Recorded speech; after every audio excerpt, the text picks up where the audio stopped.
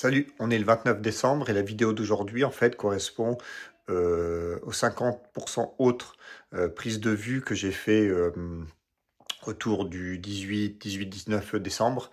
Donc la vidéo précédente où on regardait les couverts, on a regardé un blé et là après le suite de la vidéo on va voir le couvert, un autre couvert d'été, comment ça va évoluer, du blé, du colza et ce genre de choses. Donc garde à l'esprit que toutes les prises de vue et ce que je dis c'est à la suite des premières prises de vue de l'autre vidéo, donc je parle comme si tout était en une seule vidéo. Voilà. Donc en gros, c'était une grosse vidéo d'une heure que j'ai coupée en deux parce que c'est beaucoup plus pratique. Déjà 30 minutes. Je dis merci à ceux qui ont le courage de m'écouter blablater pendant tout ce temps-là. Voilà, salut, je vous souhaite toujours de bonnes fêtes et le réveillon approche. Salut, bon visionnage surtout. Là, j'arrive dans le dernier couvert, celui que je vous ai montré lors de la dernière vidéo, mais c'est pour, quitte à faire un tour des couverts, pour vous montrer les différentes possibilités. Et on peut avoir des résultats très différents selon les choix qu'on fait. Alors là, c'était plutôt, ça va à l'encontre de ce que je vous expliquais tout à l'heure. Là, je vous ai montré, il y avait deux champs de triticales, de couverts triticales, l'un qui était en agriculture biologique avec du travail du sol, l'autre qui était en semi-direct. Et vous voyez, dans tous les cas, il y a une belle couverture du sol qui est présente. Là, le but c'est de vous montrer, c'est derrière maïs. Le précédent est différent. C'est un blé. On était venu semer un couvert d'été. Et là, maintenant, c'est le relais qui est en train d'évoluer. Vous voyez, les sorgho qu'on voyait encore un peu dans la dernière vidéo finissent de se casser.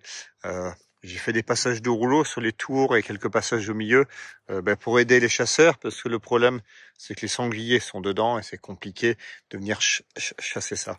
Alors, vous voyez ici, on a un rendu encore différent. Là, le couvert va continuer à évoluer avec toutes les vesses. Bon, je vous ai déjà montré ça la dernière fois, donc je vais pas tout vous réexpliquer. Vous pouvez regarder la vidéo, mais vous voyez qu'il y a de la veste qui est en train de pousser partout et qui va continuer pendant tout l'hiver. Alors là, le but, c'est pourquoi je vous montre ça. Pourquoi je vous remontre ça. Tout à l'heure, je voulais vous montrer la faible différence finalement de réussite du couvert, que ce soit en bio ou en ACS. Dans tous les cas, c'est couvert. Il y en a, il y a de la chimie. L'autre, il y a du travail du sol. Donc là, c'est plutôt, on va dire, la partie travail du sol permet de faire une atténuation d'utilisation des produits phyto. Par contre, il y a de la mécanisation et on peut parler d'érosion des sols ou autre. Bon, là, il n'y en a pas eu puisque ça a été fait au mois de septembre. Donc ça s'est très très bien passé. Donc c'est plutôt sur le volet utilisation de produits phytosanitaires ou pas. Ici, avec des couverts comme ça. Donc ça, on peut le faire. Ça, c'est c'est fait en semi-direct. Mais par exemple, courant septembre, on aurait très bien pu imaginer que je mette, on va dire, un peu d'avoine et venir charger en févrole et en légumineuse avec de la vesse. Si c'est un précédent maïs, parce que là, ce que je vous ai montré à l'origine, c'est pour le précédent. Culture à suivre, après le triticale, ça va être du soja. Donc avant soja, mais plutôt des couverts à forte construction en graminées. Et là, avant maïs, on blinde plutôt en légumineuse. Mais dans les deux couverts que je vous ai montrés, même sur la partie avec travail du sol, on aurait très bien pu mettre beaucoup moins de triticale. On aurait pu mettre que 40 kg, 50 kg, 60, et venir mettre nos vestes velues, nos vestes communes et nos févroles, et on aurait un très beau couvert avant maïs, et que ça soit en semi-direct ou en travail du sol. Et là, le but, c'est de venir travailler le volet fertilisation, fertilité des sols, pour la culture suivante, pour le sol, donner une ration de nourriture pour le sol, venir alimenter tout le pool bactérien. Je passe rapidement à côté des colza de févrole, ceux qui étaient assez moyens. J'ai fait le ressemis parce que semis trop profond, je ne sais pas si vous vous rappelez, avec le double roulage, plus trop de dégâts de limaces. Donc c'est la première fois que je ressème une parcelle quasiment en soja. Or, ceux que j'ai dégagés à cause de problèmes de phyto. Là, le souci qu'il y avait dans cette parcelle, en fait, j'aurais dû venir dégager les repousses beaucoup plus tôt. J'ai beaucoup trop traîné à venir faire sauter les repousses de févrole qui étaient issues de la culture elle-même. Ça nous donne quelque chose comme ça. Donc ça fait que partout, il y avait vraiment trop de repousses de févrole. Ça a eu la peau du colza. Vous voyez ici des lignes comme ça, il n'y a plus de colza. Même là ici, il y a eu des très grosses charges en févrole. Ben, le colza a perdu, il reste quelques pieds. Alors globalement, je suis pas inquiet. Ça, c'est une parcelle qui fait 11 hectares. C'est vert quasiment partout. Ça va brancher, ça va partir. Mais vous voyez, au niveau c'est des niveaux de biomasse que je suis pas habitué à voir, des petits colzas comme ça. Donc au début, j'hésitais à les garder. Bon, au final, ça va quand même bien se passer. Mais vous voyez ici, c'est là, c'était pas de la févrole, c'était du lupin. C'était mes essais de lupin en semi-direct. Et pour le coup, le champ est beaucoup plus homogène en colza puisque les repousses n'ont pas gêné. Par contre, là-bas, c'était beaucoup moins propre parce que dans le lupin, ça s'est sali. Alors que dans la févrole, elle qui était assez propre, qui a fait un très bon rendement, c'est beaucoup moins sali. Donc les colzas sont globalement moins réguliers avec plus de trous, mais c'est propre, plus propre. Là, le désherbage, le yellow a été fait avant les pluies d'il y a 2 semaines à peu près. Bon, on va pas s'attarder là-dessus. En gros, c'est le colza, celui que je vous montre, c'est le plus vilain. D'habitude, souvent, je passais pas à côté de cette parcelle, donc je pensais pas vous le montrer. Mais voilà ce que ça va donner. Bon, je suis pas trop inquiet. Je sais que des fois, quand le colza repart, avec la charge de févrole, la févrole qui est derrière, plus les repousses ou autres, il devrait y avoir de l'azote dans le sol. Ça devrait une belle activité biologique. Donc, en sortie hiver, ça devrait, quand ça va repartir, ça devrait repartir fort. L'année dernière, c'était mon meilleur rendement. C'était derrière des protéagineux comme ça, d'ailleurs. C'était pas très très joli derrière le lupin.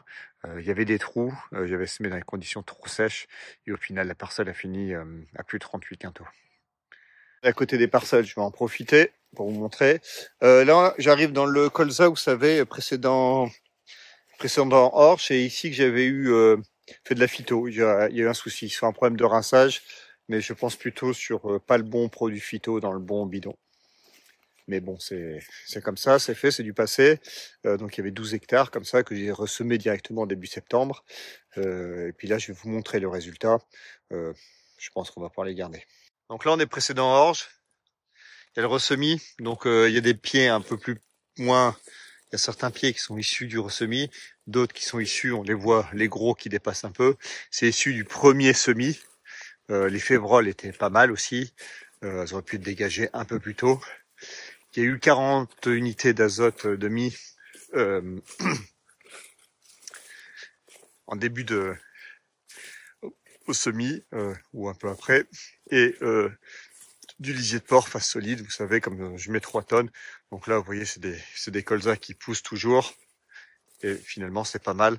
Par contre, ça s'est un peu plus sali au moment où le temps que le le deuxième semis prenne le relais sur les premiers qui sont en train de mourir, il y a eu un peu plus d'ensalissement, il y a eu quelques dicotes qui sont apparues. Bon, c'est pas très grave, tout ça va partir, mais d'habitude on a des colzas très très propres.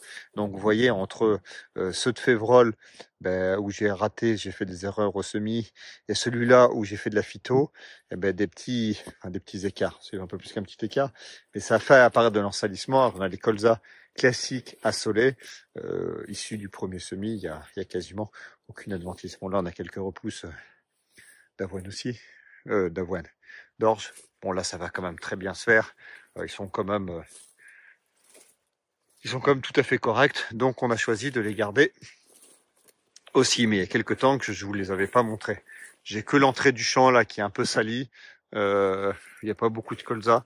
C'est peut-être dans ces champs, dans ces entrées de champs là où il faudrait faire. Je pense qu'il faudrait peut-être remettre un peu de travail du sol. Je ferai peut-être dans les repousses de colza. Donc au mois de septembre prochain, il faudra que je me rappelle. Alors c'est pour ça que sur l'outil Adam que j'ai fait rentrer, il faut que je mette des pointes de fissuration. Et dans toute la parcelle, il n'y a pas besoin dans 90%. Par contre, on rentre toujours au même endroit avec les épandeurs, la batteuse, le camion, parce on vide pas dans les champs, mais il faut quand même rentrer dans le camion pour poser le caisson ici ou rentrer. Et donc les quelques 100 mètres carrés qui forment l'entrée, en plus avec les bois, le but, on va venir remettre, je pense, je vais refaire du travail du sol dans les repousses de colza. Alors travail du sol de manière localisée, c'est-à-dire le but, ça va être de descendre à peut-être 15-20 cm, 15 cm. C'est un outil qui a des dents tous les 30 cm. Et faire juste, je vais reculer, je vais faire des bandes. Je vais peut-être faire les 18 ou 24 mètres ici. Et puis ça sera tout. Puis on verra On verra si ça fait le boulot. Et bien sûr, par curiosité, je ferai une bande au travers, comme j'ai fait cette année je l'ai fait dans les repousses de colza avec le strip-till. Je ne sais pas si vous vous rappelez, j'ai fait des bandes en travers de champ de blé avec le strip-till à 20 cm en roulant à 3 km/h pour faire le minimum de terre fine. Et j'ai passé le rouleau derrière. Et le but, c'est de faire des observations pendant tout l'hiver, s'il y a une différence visuelle ou pas. Jusqu'à maintenant, je n'ai jamais retrouvé mes passages de strip-till des années passées sur les blés derrière. Je suis assez confiant. Là, c'est juste pour les tassements un peu localisés dans les entrées de champ. Donc, au lieu de laisser se dégrader la situation, parce que c'est là que j'ai vu qu'en plus, c'est là que le régras s'installe, puisqu'on démarre la batteuse, la compaction les aide aussi. On se fait un dernier petit terminus. Là, on a du blé de colza avec les repousses cramées avant le semis. Ça faisait partie des essais, des modalités que je voulais voir. On va les voir, semis du 24 octobre. On va tourner doucement. Ici, pareil, même date de semis, quasiment même modalité, sauf que les repousses ont été conservées jusqu'au semis. On continue de tourner. Les petits panneaux publicitaires pour la CS. Et là, ici, des colzas assolés. On est sur les semis, les premiers dates de semis. Alors tout n'est pas tout rose. Ici, il y a du régras qui, j'espère, va mourir, qu'on voit un peu d'enterrant. Juste dans l'entrée du champ, là, j'ai une tache. J'ai ça dans plusieurs parcelles. Vous savez, avec la batteuse, on a une tache de régras qui est là. Et je fais tout pour qu'elle se propage pas trop par là et pas trop par ici. Le colza précédent, j'avais broyé toute cette zone-là pour pas le laisser monter à graines. Et j'ai fait du glypho mais après moisson. Et il y avait quand même une belle tâche, il y avait quand même eu d'autres levées qui ont été générées. Et là, j'ai fait le désherbage au semis. Ça a plu sur le désherbage. Et après, on a fait le deuxième. Mais on voit qu'il y a des pieds, là, vous voyez, qui sont... Là, ils sont en train de réagir au deuxième désherbage. Mais je pense que ça fera quand même pas du 100% en début de cycle. Vous voyez, ils sont comme ça, à voir. Mais là, il y a des grosses densités là sur ces entrées de champ. J'ai quasiment pas un pied dans le reste du champ, c'est vraiment des entrées de champ. Voilà, on va essayer de le faire en mode rapide. Je vais pas emmener la fourche, on va pas regarder le sol ou autre. Ça, ce sont les semis donc de début du 24 octobre, donc c'est pas forcément très tôt. Vous voyez, mais là, ils sont quand même relativement avancés. Ça fait partie des parcelles où j'avais pas passé le rouleau au moment du semis. Je suis venu le faire il y a très peu de temps pour finir d'enfoncer tous ces silex-là. Mais ce que je vais vous montrer, c'est l'état de développement du blé. Vous voyez, donc ça, c'était du blé semis du 24 octobre. Vous voyez la différence déjà par rapport à celui des blés de maïs tout à l'heure. Là, on est du plein talage. Donc tout ça, c'est des blés qui peuvent être à épi 1 cm assez tôt, puisqu'on a eu assez chaud. On a eu du soleil au mois de novembre. On ne sait pas comment on va se passer la sortie hiver. Donc, alors c'est beau visuellement, ça peut être rassurant. Mais honnêtement, c'est pas ce qui me rassure le plus, parce que il y a de grandes chances que ce soit pas les parcelles qui fassent le meilleur rendement, puisque il y a des risques de virose plus importants et des risques de gelée. C'est pour ça que j'évite de semer vraiment trop tôt en octobre, puisque ces parcelles-là, je pense que seront pas dans les meilleurs rendements. Ça doit être les plus jolies maintenant. C'est bien possible que ça soit peut-être 5-10 quintaux en dessous des autres, seulement à cause de la date de semis. On verra à la récolte. On ne prend pas de décision, présage de rien, mais c'est ce que j'ai observé par les années passées. On verra. C'est pour ça que c'est important de faire toujours quelques modalités. Alors, j'en ai pas forcément très très grand cette période-là de semis. Je crois que j'en ai semé à peu près 16 hectares. C'était en 6 parcelles, vraiment, avec des formes géométriques et des petites tailles. Il n'y en a aucune qui dépasse 3 hectares et demi. Je les ai fait en priorité pour gagner du temps sur toutes les parcelles dites productives, celles qui font les meilleurs rendements. Ce ne sera jamais les plus petites chez nous, puisqu'il y a un impact excusez-moi, il y a un impact des haies et des bois qui mettent une très grosse pression. Vous voyez une parcelle comme ça, tout le blé et le colza qui est le long du bois ici, il n'y a quasiment pas de rendement. D'ailleurs, c'est pour ça que je laisse et que je sème des bandes de 8 mètres le long de ces zones-là. Donc les belles parcelles qui sont dites productives, déjà, elles ont eu de la fertie.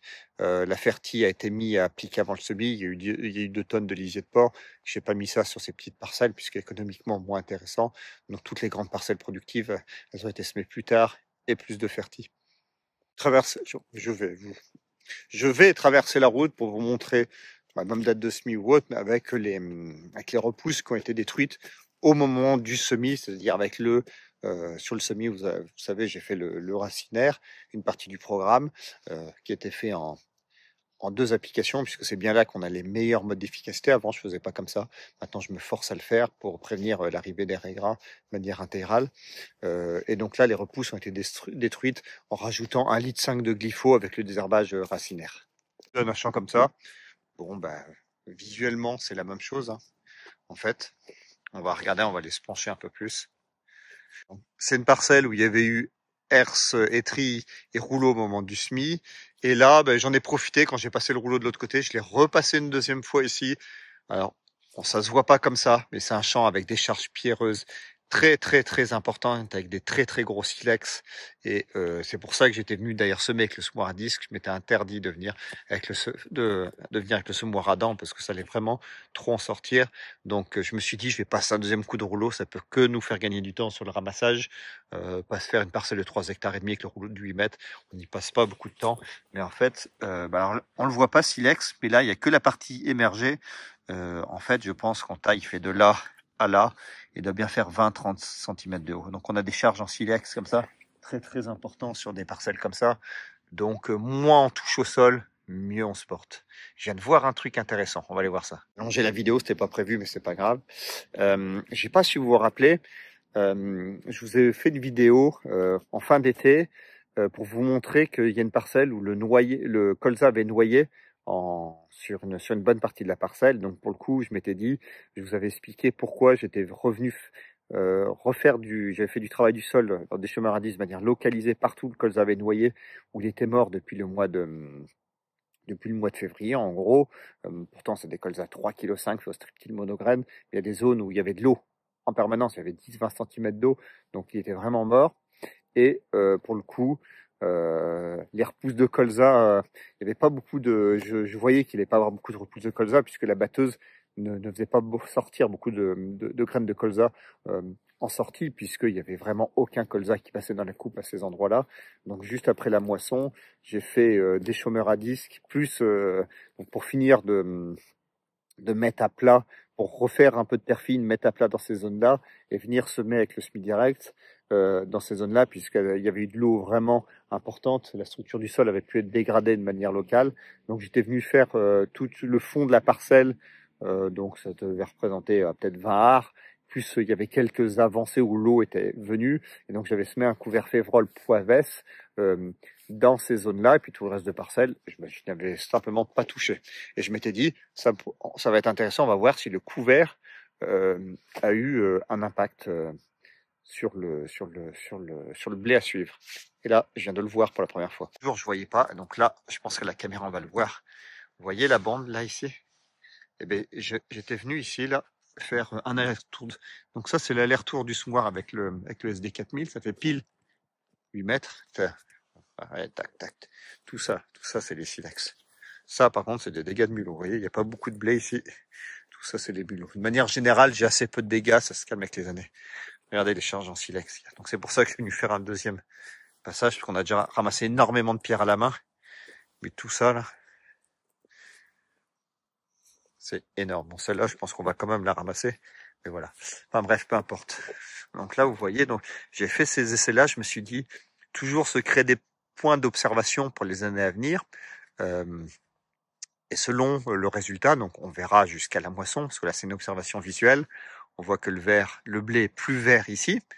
Alors est-ce qu'il y a un côté phyto aussi, puisqu'on sait que les programmes en double application comme ça on décolore légèrement les blés. Donc, est-ce que la partie fertif avec le blé est un peu moins décolorée? Est-ce que même sans ça, on aurait eu la même décoloration? Avant que je fasse le deuxième herbige, je voyais pas de différence de couleur. Là, on voit que le blé est assez peu. On voit des toutes petites taches de phyto, mais qui sont pas importantes. Le blé est vraiment touffu, trop. Là, on est juste à côté. Bon. C'est pas facile de voir s'il y a plus de décoloration. Il semble un peu moins développé, un peu moins touffu. On voit qu'il y a eu un impact du couvert. Bon, là je me répète, mais on le verra avec Field View, s'il y a un impact. Et j'ai fait aussi tout le fond de la parcelle comme ça, a eu ce même couvert. Donc là, vu que j'ai une bande de de 8 mètres au milieu. Faudrait que j'arrive à me rappeler, on voit que c'est le long du passage de Pulvé. Vu que la coupe fait 7,60 m de la batteuse, ça serait intéressant de faire pleine coupe sur cette zone-là. Donc on aura la réponse au mois de juillet pour savoir si c'est intéressant. Et ça pourra orienter mes choix pour les colzas, pour les blés de colza à venir. Est-ce que je garde ou pas les repousses? Est-ce que je fais, par exemple, fin juillet, une fois que les repousses sont bien parties, je sème mon couvert de févrole poivès et je désherbe mes repousses à ce moment-là pour avoir principalement des légumineuses. Donc, vous voyez, je regarde toujours à travailler mes itinéraires techniques et voir. Je les laisse jamais figés dans le temps. Je me crée souvent des points d'observation. Ah, je vais mettre en pause parce qu'il y a un bolide là qui est en train de passer à fond. On est en train de partir avec son véhicule sport. Donc je vous disais, je me crée toujours des points d'observation différents pour toujours d'une année sur l'autre, faire évoluer, même si mon système est stable dans le temps, je le maîtrise, toute la partie j'ai une grande visibilité sur toute la partie, sur la rotation complète, sur ce qu'il faut faire, mettre en avant, enfin préparer, faire en préventif. Donc tout ça c'est calé, mais en fait, ça m'empêche pas toujours pas le remettre en question de manière générale, mais faire évoluer des points, le type de couvert, la date de destruction, le mode de gestion des repousses, et ainsi de suite. Donc c'est pour ça qu'ici, déjà, il y a un élément de comparaison, destruction des repousses au SMI, avant, pour voir si j'ai pu voir sur la partie limace, je vais pouvoir faire des observations sur la partie gestion régras. Et donc là, avec le couvert, là, j'ai fait aussi une passe tout le long du champ, pareil. Donc le but, c'est vraiment d'adapter pour du N+1, et puis si ça se trouve, peut-être que dans quelques années, je ne sèmerai plus dans des repousses de colza, je sèmerai dans des tapis de févrole VES. Par contre, le coût est plus important puisque venir faire une opération de semis, plus le coût des graines des prétéagineux, c'est les graines les plus coûteuses. Donc il faut que financièrement, j'ai une certaine rentabilité. Donc tout ça, ça se mesure. Et c'est bien en faisant des essais, des mesures, des observations qu'on ajuste nos conduites culturel en tant que bon chef d'entreprise. Alors, je traverse la route et je vous montre un colza normal assolé, où j'ai détruit les févroles un peu trop tard, à mon goût. Mais je vais vous montrer ce que ça a donné. C'est quand même pas mal. Vous voyez, celle-là aussi, ça l'a re-enterré une deuxième fois, mais tout ça. Bon, là, on la ramassera quand même à la main. Mais ça, c'est le rouleau est très très bien pour ça. Il y a donc, vous voyez, ici, pareil, j'ai fait 4 mètres, un couvert de 4 mètres. Donc ici, il n'y a pas eu de travail du sol. Là-bas, j'avais un biais, j'avais fait une passe au déchômeur au milieu. Ici, il n'y a pas eu. C'est simplement que je m'étais dit, je vais faire tout le tour du champ avec le semis de couvert, je vais voir si ça a un impact. Et oui, là, visuellement, on voit déjà l'impact du couvert. Donc on verra à suivre. Bon, le problème, c'est que c'est pas une largeur de coupe complète. Donc, on va traverser la route. Et on va voir, vous voyez, les févroles, donc je vous ai déjà montré, les févroles est très très très très développé, trop développé, il aurait fallu venir les détruire plus tôt. C'est la première fois que j'ai des févroles comme ça, c'est assez impressionnant. Alors elles ont pu se développer parce qu'il n'y avait plus beaucoup d'azote dans le sol et parce qu'on a perdu beaucoup de pieds de colza. Alors il y avait une grosse concurrence, il y avait une grosse pression limace qu'on a réussi à gérer. Les limaces m'ont fait un peu de dégâts, mais pas beaucoup honnêtement, puisque tous les éléments préventifs avaient été mis en place. Mais par contre, j'ai fait passer le rouleau 2 fois en croisée et ça nous a fait perdre peut-être 70% des pieds de colza semés. Alors, il reste assez de colza quand même, mais il va rester il reste vraiment des pieds normalement qui sont assez gros et robustes, mais vous voyez, ils sont quand même peinés dessous, et les limaces ont continué à manger, à boulotter certains colzas par endroits. Vous voyez que les feuilles ont été attaquées. Donc le colza est pas en péril, on a du colza, mais ça, là, je vous montre la parcelle, on va dire la pire en termes où il y avait le plus de développement de févrole, et il y a des parcelles où j'ai très peu de févrole parce qu'il y a beaucoup plus d'azote circulant. Il y en a où c'était entre deux, et là, il devait quasiment plus du tout y avoir d'azote. Donc, on s'approchait des 60 quintaux ici, avec les 140 unités, il restait vraiment plus grand-chose. Donc, la févrole avait toute liberté de pousser, et le colza a eu un peu plus de mal à se faire sa place. J'ai une parcelle témoin où j'ai pas détruit, j'ai pas fait le 0,05 de Mozart pour détruire les févroles. Donc on verra jusqu'à jusqu'à la moisson, si c'était juste psychologique ou non. Dans tous les cas, ça fait des colzas qui sont quand même très très propres. Il n'y a aucune adventice. La seule chose qu'on pourrait prendre pour une adventice, c'est ça. C'est le lin, c'est moi qui l'ai semé. Je mets toujours un peu de lin de printemps.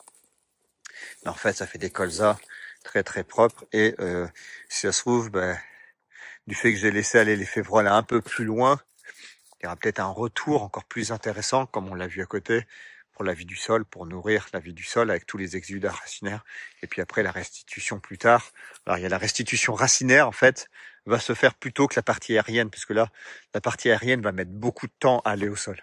Donc, le colza va pas profiter de la restitution, je pense, de la biomasse aérienne. Ce sera pour le blé à suivre. Le blé ou la partie sol. Bon, on va s'arrêter là, parce qu'à mon avis, la vidéo est déjà beaucoup trop longue. Je vous ai montré un peu tout. Je pense que vous avez compris le message. Oui, le but de ma chaîne, on va dire, un peu la promotion de l'agriculture de conservation, puisque c'est ce que je fais, c'est ce que je sais faire. Je vois comment évoluer mes sols, je vois avec les différents contacts, les gens qui m'appellent, beaucoup voudraient faire, savent pas forcément comment commencer, quelle machine acheter. Et le but du message, c'est de vous montrer que vous pouvez commencer, vous pouvez déjà faire des choses avant même d'acheter n'importe quelle machine. Même en TCS, vous pouvez déjà préparer vos sols, préparer la vie du sol, faire des très beaux couverts, faire de belles choses et seulement après venir arrêter le travail du sol. Donc tout ça pour vous dire, attendez pas d'avoir une machine sous le hangar pour semer en direct. Pour commencer à faire de l'agriculture de conservation des sols, ça peut paraître paradoxal, mais c'est la réalité. Ça sera d'autant plus facile d'arrêter le travail du sol qu'on a une belle couverture du sol, on a fait une belle restitution de couvert, on a beaucoup de racines en terre, et là vous verrez, la transition se passera très très bien, et surtout vous le verrez peut-être pas, mais parce que vous achèterez peut-être qu'une seule machine, mais en fait la couleur de la machine, le choix de la machine aura beaucoup moins d'importance sur la réussite, parce que la réussite, ça sera lié à ça sera lié à des grosses biomasses de couvert, le fait d'avoir couvert le sol, le fait de l'avoir nourri, et là que le semoir soit vert, rouge, mauve, rose, ça changera pas grand-chose, puisque dans tous les cas, le semis se passera bien si c'est fait en bonnes conditions, et peu importe la marque du semoir, et il n'aura pas besoin d'être neuf, il pourra avoir 20 ans, pourrait quand même faire du bon boulot. Voilà, allez, je vais vous souhaiter de bonnes fêtes, profitez de votre famille, de vos amis, de vos enfants. Ça grandit bien assez vite. Donc prenez du temps avec eux, prenez du temps avec tout le monde. Dites-leur que vous les aimez et puis profitez de la vie. Allez, salut, on se retrouve en 2025. Ah si, petit bonus de fin pour les petits curieux qui sont restés jusqu'au bout. Ça fait longtemps que je ne vous ai pas montré le colza Strip-Till Monograine à 75 cm. Je ne sais pas si on peut appeler ça des colzas ou des choux. Alors par contre, c'est la première fois que sont... Vous voyez, j'ai des bandes par contre en crucifère. C'est des... Je m'étais embêté avec les variétés de colza. Et mon semoir, il y a des endroits où il a merdé mon monograine. Donc il y a des endroits où j'ai des trous de colza, j'ai des crucifères qui ont pris la place. Et ça, on va les ramener. Sinon, ça donne ça. Donc Strip-Till Monograine à 75 cm. Le rang est fermé. La poussée active. Donc là, honnêtement, cette année, j'ai même pas fait de berlaise. Qu'est-ce que vous voulez faire de mieux que ça, là?